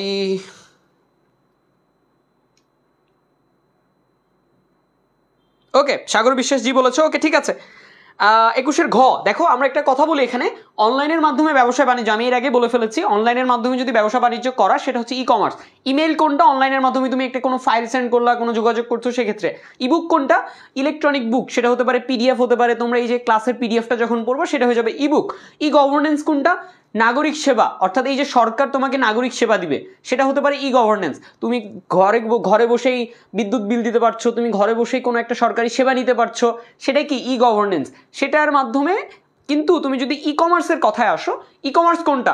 অনলাইনের মাধ্যমে ব্যবসা বাণিজ্য করা। তোমাদের অনেকের ফেসবুক পেজ আছে, আমি জানি তোমরা অনেকেই ফেসবুকে অনেক কিছু নতুন নতুন অনেক কিছু কেনা বেচা করো, বেচা কেনা করো, যেটা হতে পারে আমার এক স্টুডেন্টের ছিল বা আমার এক পরিচিত, সে বিক্রি করতে হচ্ছে তোমার বিভিন্ন আঁকা ছবি, সেগুলো সে বিক্রি করতো, সে এই যে ই কমার্স প্ল্যাটফর্মে কিন্তু অনেকেই আছে। ওকে, 22 www.khanacademy.org অর্থাৎ অর্গানাইজেশন কি সংক্রান্ত ওয়েবসাইট? এটা কি চিকিৎসা সংক্রান্ত ওয়েবসাইট, এটা বিনোদন সংক্রান্ত, নাকি এটা ব্যবসায় সংক্রান্ত? খুব দ্রুত বলে ফেলো। সেটা হচ্ছে www.khanacademy.org। এটা চিকিৎসাও না, বিনোদন না, ব্যবসাও না, এটা একটা শিক্ষা সংক্রান্ত ওয়েবসাইট। আমি দেখতে পাচ্ছি অনেকেই কিন্তু চলে গেছে, খুব ভালো একটা বিষয় যে ভূতের ভয় যারা পাচ্ছে তারা কিন্তু, এরপরে ওই যে ক্লাসে একটা নেটওয়ার্কের ইস্যু ছিল হালকা, ইদানিং হচ্ছে ওই যে ক্যাবল নেটওয়ার্ক অপটিক্যালের মধ্যে একটু ঝামেলা হয়েছে, সেই ক্ষেত্রে একটু নেটওয়ার্কের অসুবিধা। ওকে, আমি বুঝতে পারছি যারা তোমাদের এরকম যারা ফ্রেন্ডরা আছে যারা কিনা একটু ভয় টয় পায় না বা বলে এরকম, তো এরকম একটা সত্যিকারের গল্প যদি শোনাতে চাও মেনশন দিয়ে দিতে পারো। আমরা শেষের দিকে আছি যদিও, আর 2 থেকে 3 মিনিট লাগবে। ওকে, 23 নম্বরে চলে যাই। আউটসোর্সিং কি? নির্দিষ্ট শ্রম ঘন্টায় কাজ করা, ইন্টারনেট ভিত্তিক কাজ, বিশেষ ব্রাউজিং সুবিধা, বিশ্বব্যাপী নেটওয়ার্ক ব্যবস্থা, কোনটা? খুব দ্রুত। এখানে মনে হয় কারোর সাথে বললা যে কারো পাশে রিয়াদ, সাব্বির রিয়াদ, তোমার পাশে মনে হয় তোমার আম্মু আছে বললে মনে হয়। হ্যাঁ,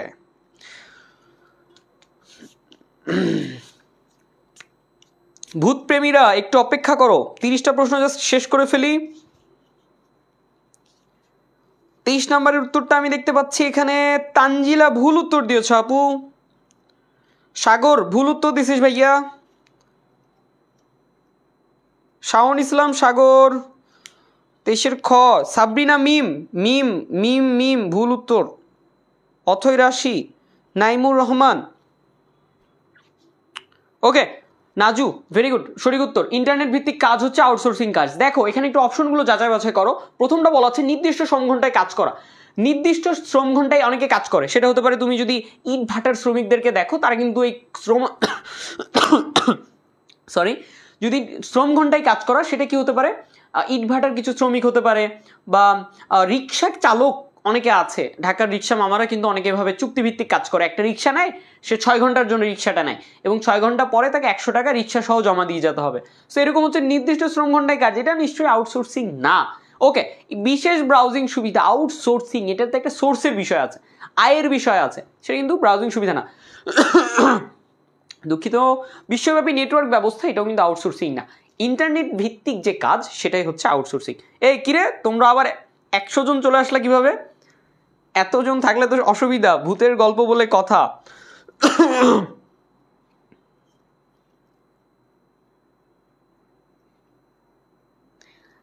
এই মিম ওয়েট একটু ওয়েট, আর 7টা প্রশ্ন আছে, 2 মিনিট লাগবে, চলো। 24 কোনটির কল্যাণে ঘরে বসে বিশ্বকে হাতের মুঠোয় পাওয়া যাচ্ছে, এটা একটু জানো। ইতি ভূত প্রেমী। ওকে, কোনটির কল্যাণে ঘরে বসে বিশ্বকে হাতের মুঠোয় পাওয়া যাচ্ছে, এটা একটু বলে ফেলো। আর একটু ওয়েট করো আপুরা, একটু ওয়েট করো। আমি জানি বিশেষ করে ছেলেরা যারা আছো তারা মূলত একটু সাহসী মেয়েদের তুলনায়, কিন্তু আমি দেখতে পাচ্ছি এখানে মেয়েরাই বেশি আগ্রহী। ওকে, 24 কোনটির কল্যাণে ঘরে বসে বিশ্বকে হাতের মুঠোয় পাওয়া যাচ্ছে, খুব দ্রুত উত্তর করো। 24-এর আমি দেখতে পাচ্ছি এখানে জান্নাতুল মাওয়া, নাইমুর রহমান, হ্যাঁ সাবরিনা মিম, তুমি সঠিক উত্তরই বলেছিলে। 23-এর খ। ওকে, জান্নাতুল মাওয়া, অথৈ রাশি, ভেরি গুড। 24-এর ক ইন্টারনেটের মাধ্যমে বিশ্বকে হাতের মুঠোয় পাওয়া যাচ্ছে। এই যে নাও, তোমাদেরকে হাতের মুঠোয় নিয়ে নিলাম, এই হচ্ছে ইন্টারনেট। ওকে, 25 দূরবর্তী কোনো ব্যক্তির সাথে যোগাযোগের সময় কোনটি থাকা প্রয়োজন, খুব দ্রুত। 25 দূরবর্তী কোনো ব্যক্তির সাথে যোগাযোগের সময় কোনটি থাকা প্রয়োজন?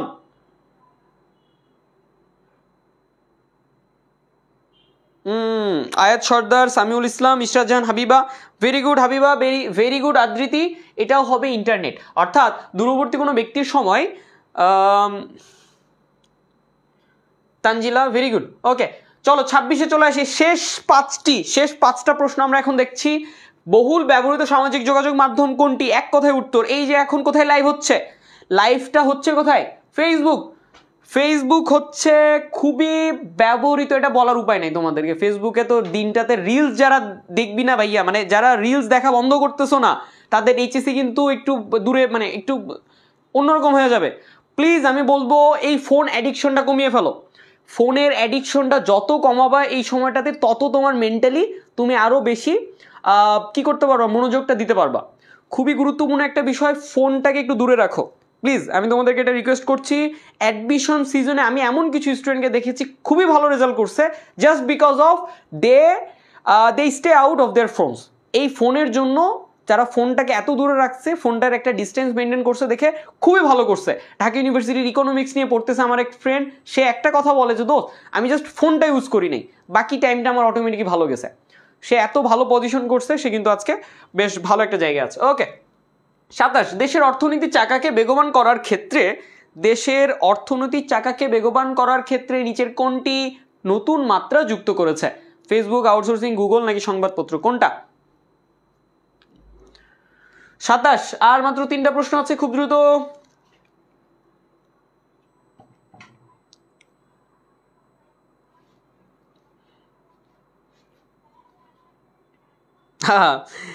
কায়া সিং ছোট ভাই, না এরকমটা না, ক্লাসের সময় যেটা হয় ওই মানে এমন হয়েছে যে ফোনটা নেওয়ার ক্ষেত্রে সে জাস্ট ক্লাসের মোমেন্টে ফোনটা নেয়।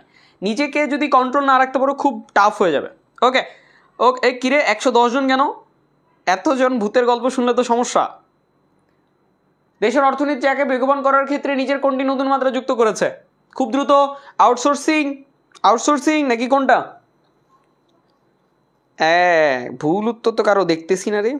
ভেরি গুড ভেরি গুড, এই যে পাইছি, সাগর ভাইয়া। কেন কত না দেখো, ফেসবুকের মাধ্যমে কি অর্থনীতির চাকা হইছে? অর্থনীতি ফেসবুকের চাকার মাধ্যমে, মানে ফেসবুকের চাকা, আরে কি বলি, ফেসবুকের চাকা না, অর্থনীতির চাকা যদি ফেসবুকের মাধ্যমে নতুন মাত্রা যুক্ত করতো, তাইলে তো এতদিনে হয়ে যেত। বাংলাদেশে যে পরিমাণ ফেসবুক ব্যবহারকারী আছে, বাংলাদেশের অর্থনীতির চাকা ঘুরতে ঘুরতে এতদিন মোটর গাড়ির মতো হয়ে যেত। হ্যাঁ, আউটসোর্সিং দেখো, এই আউটসোর্সিংটা অর্থনীতির চাকাকে একটা নতুন কি করছে, মাত্রা যুক্ত করছে। গুগলও না, সংবাদপত্রও না, আউটসোর্সিং, যার ফলে কি বাংলাদেশের রেমিটেন্স আসে। একে তো রেমিটেন্স আয় করতে যায় মানুষ সৌদি আরবে কাজ করে, আর এখানকার মানুষজন বাংলাদেশে বসে ঘরে বসে আউটসোর্সিং করছে, সেই ক্ষেত্রে আউটসোর্সিং হচ্ছে এটার উত্তর। এটা অনেকের কমন উত্তর। ওকে সাগর, কোনো সমস্যা নেই। 28 নম্বর চলে আসো। অর্থ প্রেরণ ও গ্রহণের ক্ষেত্রে নিজের কোনটি নির্ভরযোগ্য মাধ্যমে পরিণত হয়েছে? মোবাইল ব্যাংকিং, কুরিয়ার সার্ভিস, তফসিলি ব্যাংক নাকি পোস্ট অফিস? খুব গুরুত্বপূর্ণ, দেখো অর্থ প্রেরণ করছো, গ্রহণের ক্ষেত্রে নিজের কোনটি নির্ভরযোগ্য? এই যে আমার ফোনে আমি যদি এখন একটা বিকাশ অ্যাপ বলো, নগদ বলো, রকেট বলো, উপায় বলো, এতগুলো মোবাইল ব্যাংকিং একটা বিষয় আছে। এখন তুমি যদি আমাকে এই যে আমাদের একটা কোর্স আছে যেটা কিনা আমরা অ্যাডভান্স ব্যাচ বলছি, 1800 টাকার একটা কোর্স ফি, তুমি পুরো 6 মাস অর্থাৎ অ্যাডমিশন জার্নি পর্যন্ত যে তুমি সার্ভিসটা পাবা, তার জন্য তো তোমাকে এটা পে করতে হবে। এই পেমেন্টটা আমি তো তোমার বাসায় গিয়ে নিচ্ছি না। পেমেন্টটা পাওয়ার নির্ভরযোগ্য মাধ্যম কোনটা? আমি কি কাউকে পাঠাচ্ছি পেমেন্টটা আনতে তোমার বাসায়? কখনোই না। আমি কি তোমাকে দেখছি পেমেন্টটা নেওয়ার সময়? কখনোই না। আমি করছি কি, তোমাকে একটা মোবাইল নাম্বার দিয়ে দিচ্ছি, মোবাইল নাম্বারটা দিয়ে বলছি সেখানে তুমি টাকাটা পাঠিয়ে দিতে পারো। এটা হতে পারে নির্ভরযোগ্য একটা মাধ্যম। তাহলে সেই নির্ভরযোগ্য মাধ্যমটা কি? Mobile banking. কুরিয়ারও না, তফসিলি না, পোস্ট অফিসও না। খুব সহজ উত্তর, মোবাইল ব্যাংকিং। ওকে, শেষ দুটো প্রশ্ন। ই কমার্স এর অন্তর্ভুক্ত নয় কোনটি? এই তো জিন্নাত আরা, নয়ন আহমেদ, তয়া খাতুন, ভেরি গুড।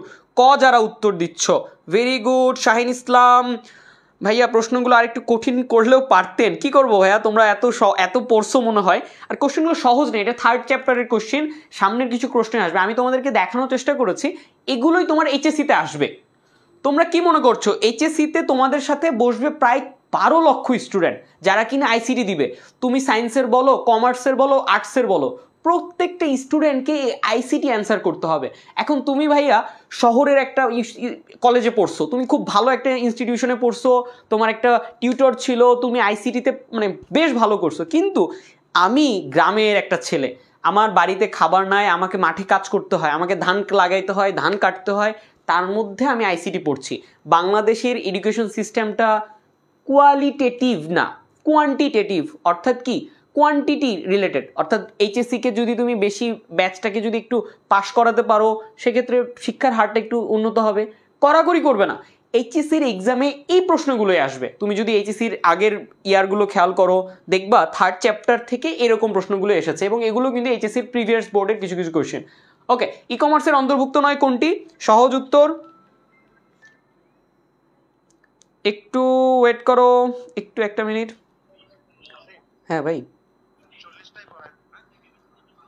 ওকে ওকে ওকে। তো আমরা এখানে দেখতে পাচ্ছি ই কমার্সের অন্তর্ভুক্ত নয় প্রচার, না। লেনদেন, আচ্ছা হতে পারে। সরবরাহ, না। বিপণন, না। একটু যুক্তি দেখো, এখানে একটু বিষয় দেখো, উত্তরটা হবে লেনদেন।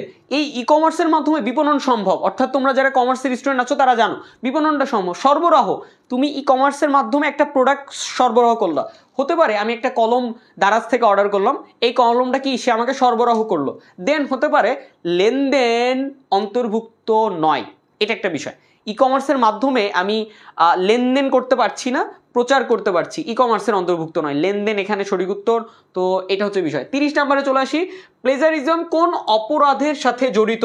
প্লেজারিজম কোন অপরাধের সাথে জড়িত? খুব দ্রুত উত্তর দিয়ে ফেলো। প্লেজারিজম অন্যের লেখা চুরি, এই জিনিসটাকে আমরা বলছি প্লেজারিজম। আমরা যদি 31-এ চলে আসি, অনুমতি ব্যতীত কোনো কম্পিউটার নেটওয়ার্কে প্রবেশ করে কম্পিউটার ব্যবহার করাকে কি বলে? সফটওয়্যার পাইরেসি, প্লেজারিং, নন টেকনোলজি, প্লেজারিজম নাকি হ্যাকিং? হ্যাকিং বলে। 32 নম্বরে যদি আমরা যাই, কোনটি আউটসোর্সিং এর মার্কেট প্লেস? সেটা হতে পারে ওডেক্স। আচ্ছা, এখন বললো ভাইয়া 30টা প্রশ্ন তো শেষ, আমি একটু সংশোধন করি, 30টা প্রশ্ন না, একটু কষ্ট করে আর 8টা প্রশ্ন করে ফেলি, একটু কষ্ট করে। সেটা কি 8টা প্রশ্ন? আমাকে সিরাত ভাইয়া জাস্ট কল করে বললেন যে আসিফ বাকি প্রশ্নগুলো পড়াই দাও। টোটাল 40টা প্রশ্ন ছিল। প্রথমে ভাবছিলাম যে না 30টা পড়াবো, কিন্তু পরে বললো যে না, একটু কষ্ট করে হইলেও বা ওদেরকে একটু ধৈর্য নিয়ে বলেও জাস্ট খালি বাকি 8টা পড়াই ফেলো। আচ্ছা, ওডেক্সের পাশাপাশি আর কি কি আছে বলো তো? আর ওডেক্সের পাশাপাশি আরো কয়েকটা আছে, যেমন হচ্ছে ফাইবার আছে, আপওয়ার্ক আছে, এগুলো অপশনে থাকতে পারে। ওডেক্স আউটসোর্সিং এর মার্কেট প্লেস। ওকে, এর পরের প্রশ্ন চলে যায়। আমি এখন আর অপশন পড়বো না, যেহেতু এগুলো অ্যাডিশনাল, তোমাদের আর অপশন চেক করবো না, জাস্ট বলে যাবো। ওকে, 33-এ কোন উপাদানটি গ্লোবাল ভিলেজের ক্ষেত্রে সবচেয়ে গুরুত্বপূর্ণ? গ্লোবাল ভিলেজের ক্ষেত্রে সবচেয়ে গুরুত্বপূর্ণ ইন্টারনেট। ইন্টারনেট আছে মানে তোমার গ্লোবাল ভিলেজ আছে। সো 33-এ আমরা এখানে দেখছি ক। 34-এ চলে যাই, ইন্টারনেটের মাধ্যমে ব্যবসায় পরিচালনা করাকে কি বলে? ইন্টারনেটের মাধ্যমে ব্যবসা পরিচালনা, ই কমার্স। সহজ প্রশ্ন, তোমরা এগুলো পড়ে এসেছো। প্রশ্নটা শেষ করে হলে আমি তোমাদেরকে গল্পটা বলবো। 35-এ চলে যাই, ইন্টারনেট ব্যবহার করে কর্মসংস্থানের সুযোগকে বলা হয় কি? ই কমার্স, আউটসোর্সিং, ই বিজনেস নাকি ই গভর্নেন্স? অবশ্যই কি ইন্টারনেট ব্যবহার করে কর্মসংস্থানের সুযোগকে বলা হচ্ছে তোমার ই কমার্স, তাই না? এটা একটু আমাকে সঠিক উত্তর দাও তো। 35 নম্বর।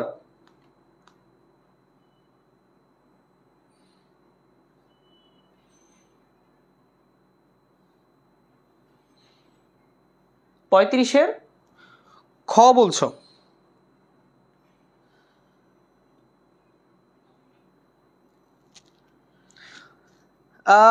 ফাতেমা তুজ ইফতি, একটু ওয়েট করো, এটা হবে আউটসোর্সিং। ওকে, এরপরে চলে আসো, বাস্তব নয় কিন্তু বাস্তবের চেতনা উদ্বেগকারী বিজ্ঞান নির্ভর কল্পনাকে বলা হয় ভার্চুয়াল রিয়ালিটি।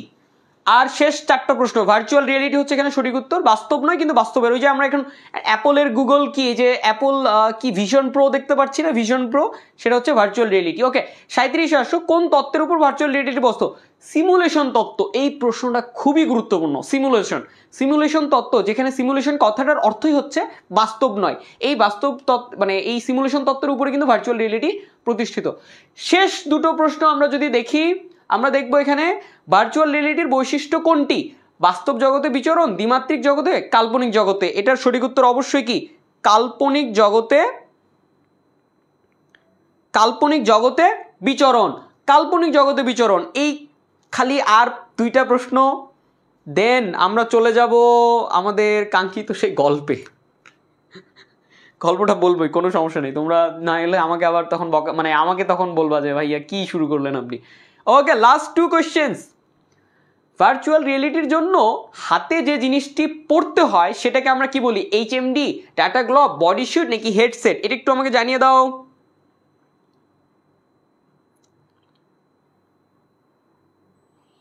এই ছেলেবেলে দ্রুত দ্রুত চলে যাও, যারা ভূতের গল্প টল্প এগুলো শুনতে চাও না, আর শুধু শুধু তোমাদের আমি এটা কেন যে বলতেছি, প্রতি ব্যাচে যেহেতু আজকে তোমাদের ফার্স্ট ক্লাস হতে পারে এই জন্য বলতেছি। ওকে, সেই ক্ষেত্রে এটা বলার কারণ, আর যদি তোমরা আসলেই কেউ ভয় টয় পাও প্লিজ এখানে থাকিও না। আর একটা কোয়েশ্চেন, দেন তুমি প্লিজ এখান থেকে লিভ নিও, আমি তোমাদেরকে বিদায় জানাবো।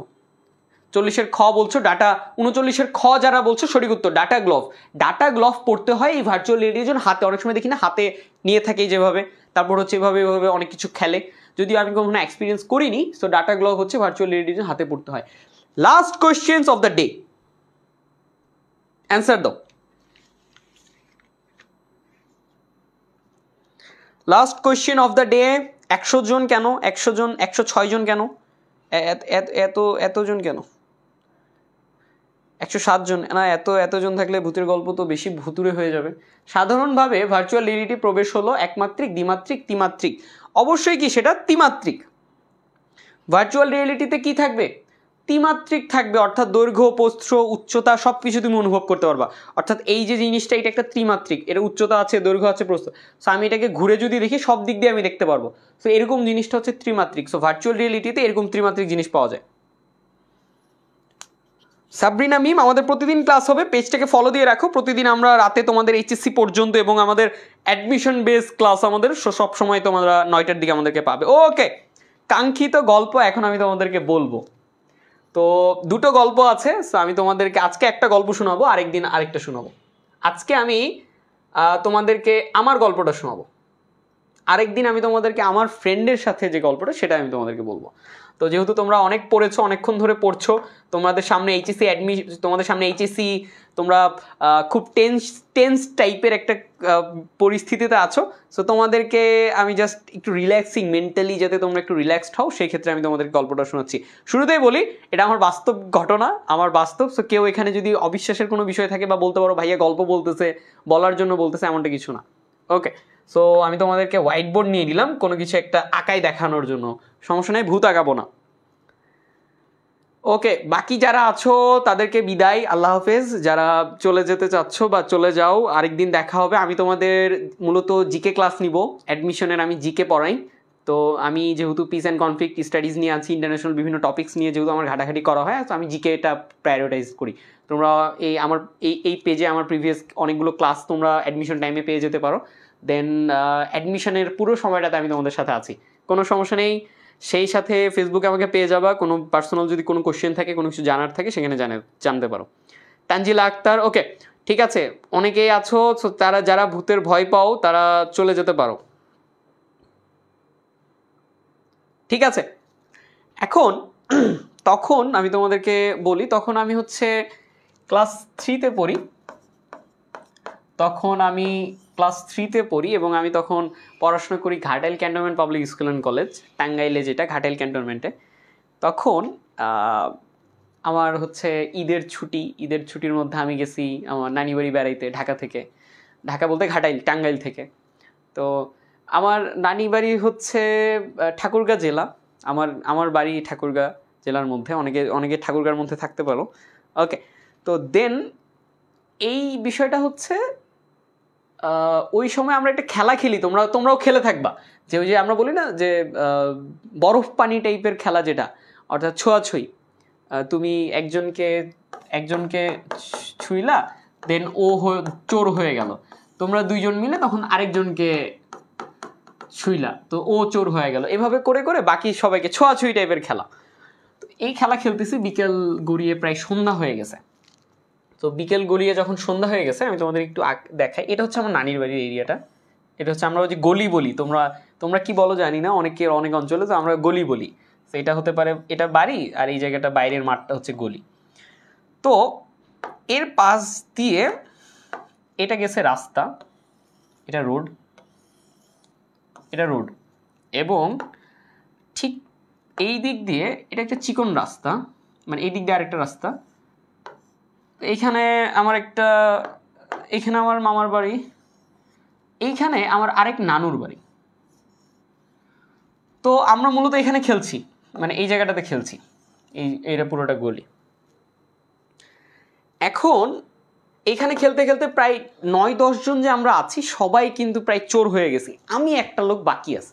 এবং আমি করছি কি, লুকাই লুকাই বেড়াইছি যে ওরা আগে হোক, ওরা আগে চোর হয়ে যাক, আমি আগে বাচ্চা থাকি। এখন আমি করছি কি, ওরা দেখছি যে আচ্ছা ঠিক আছে সবাই তো চোর হয়ে গেছে, এখন ওরা আমাকে খুঁজতেছে। তা আমি এই দিক দিয়ে আমার টার্গেট ছিল যে এটা তো রাস্তা এই পর্যন্ত গিয়ে শেষ, মানে এই রাস্তাটা আমার এই নানুর বাড়ি পর্যন্ত গিয়ে শেষ, আর নাই ওই পাশে। এই বাকি যেটা আছে সেটা হচ্ছে একটা আইল, আমরা ওই যে ধানের জমির যে রাস্তা সেটাকে কি বলি, আইল বলি না? তো এটা হচ্ছে আইল। তো এই আইলটাকে আমি একটু রেড, এই রাস্তাতেই মূলত ঘটনা, সেই যেটা আমি লাল কালি দিয়ে দেখাই। তো তোমরা দেখতে পাচ্ছ নিশ্চয়ই, এটা হচ্ছে আইল, অর্থাৎ ধানের জমির মধ্য দিয়ে। এই আইল হয়ে আমি চাচ্ছি এই রাস্তা ক্রস করে বাড়ির পিছন দিয়ে আমি আবার এখানে চলে আসবো। ওরা আমাকে পিছন পিছন আনতে যায়, আমি পিছন দিক দিয়ে ঘুরবো, এই হচ্ছে আমার প্ল্যান। কিন্তু ঝামেলাটা হয় কোথায় জানো?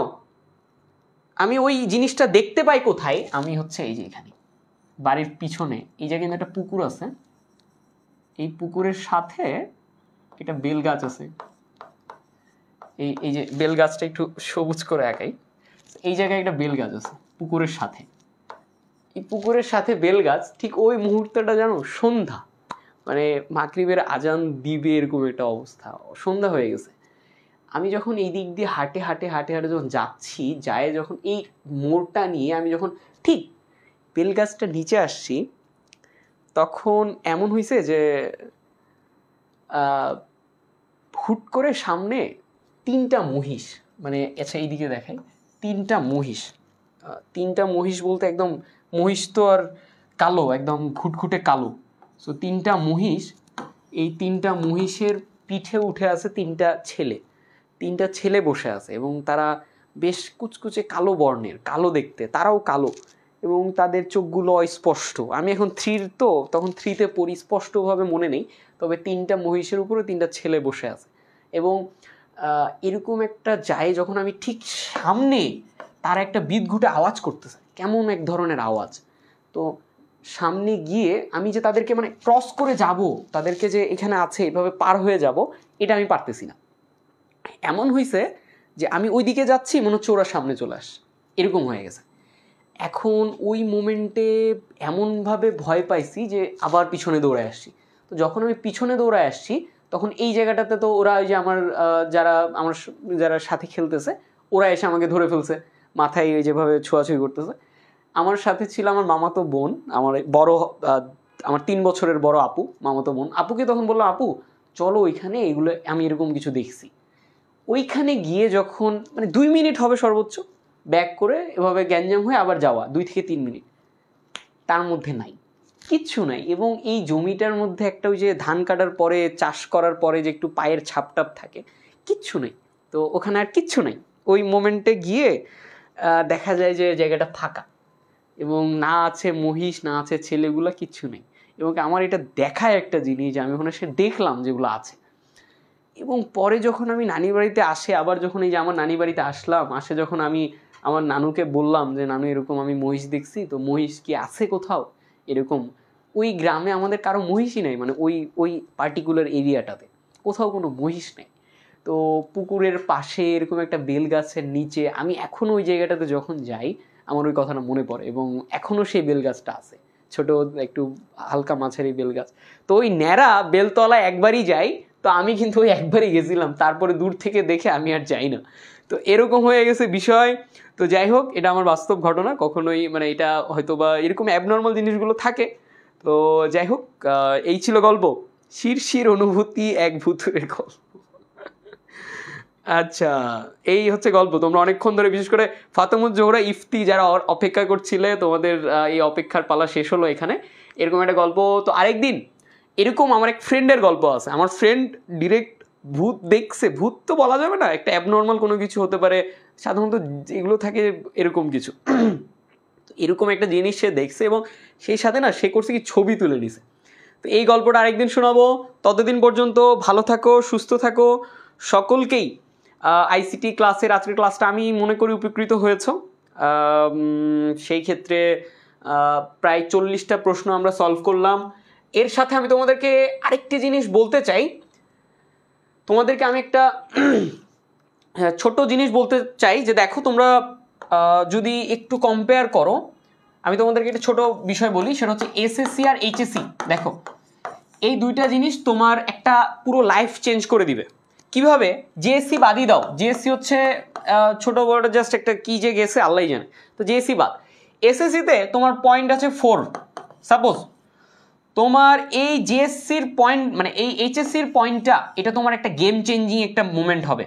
দেখো ডিইউতে অ্যাপ্লাই করার জন্য তোমাকে পাইতে হবে 7.50, সোজা কথা এসএসসি আর এইচএসসি মিলাই 7.5 তোমাকে থাকতেই হবে। ঢাকা ইউনিভার্সিটিতে অনেকে আছো এখানে অ্যাপ্লাই করতে পারবা না যদি খালি এইচএসসিতে তোমরা হেলাফেলা করো।